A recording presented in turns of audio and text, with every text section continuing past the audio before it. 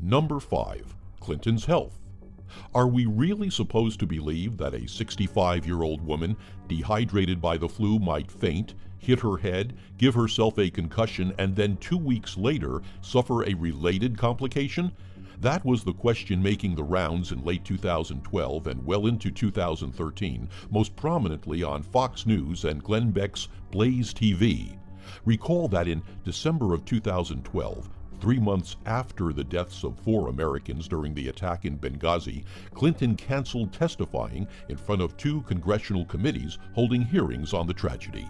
This all sounded convenient to conservatives. 2 weeks after the concussion, Clinton was hospitalized with a blood clot related to her fall, a not at all unusual complication in such a case. Despite Clinton returning to work in early 2013 and eventually giving a vigorous defense during the Benghazi crisis, morphing now into questions about whether Hillary is too old to be president. Number 4. What about Benghazi anyway? So many conspiracy theories surround the September 2012 attacks that it could easily wind up being the whitewater of a Hillary Clinton presidency.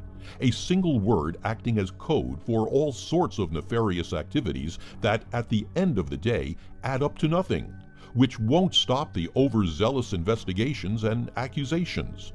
The most ridiculous charge over Benghazi is that within hours of the attack, Obama and Clinton aides recognized that it could hurt not only the president's chances for winning the upcoming 2012 election, but could also destroy Clinton's presidential hopes in 2016.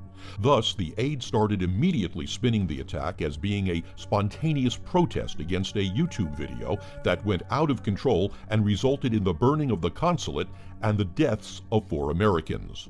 After 9 congressional investigations, one would think that there would be some evidence of this conspiracy.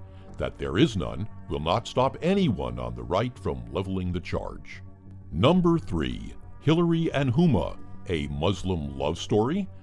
Did you think Hillary and Huma not tossing their change in the Chipotle tip jar was the worst behavior these two ever loosed upon the Republic?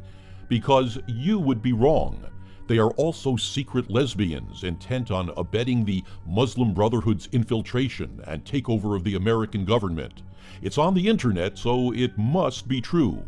The lesbian rumors have dogged Hillary at least since alleged Bill Clinton paramour Jennifer Flowers talked about them in the pages of august journalistic publication Penthouse back in the early 90s. It is also rumored that Clinton will publish an explosive tell-all book before the election in which she reveals that she is really a lesbian and the stories of the affair are true.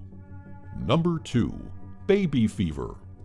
Hillary Clinton has a lovely daughter named Chelsea, who at the age of 30 married her longtime boyfriend. In early 2014, at the age of 34, she and her husband announced they were starting a family, as young people are wont to do. You know what this means. Hillary ordered Chelsea to make her a grandmother in order to soften up the candidate's image before the 2016 campaign. Yep, people were seriously asking. Depending on your point of view, it's either completely sexist or completely absurd.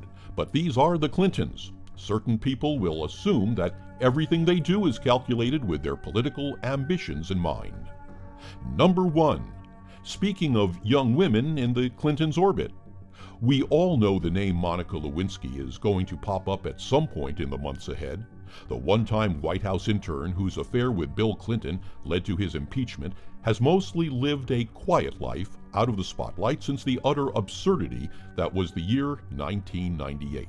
But the word Monica is a talisman of sorts to conservatives, one they can spit out like Tourette patients every time the phrase war on women slips into the political dialogue. In May of 2014, Lewinsky published an essay in Vanity Fair about the affair and its aftermath, which left her life an unemployable punchline, her life a total shambles. Why come out of the shadows?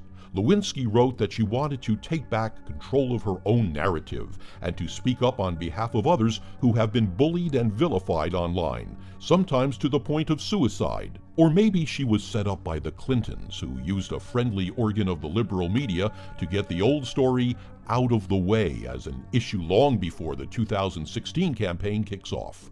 Opinions differ.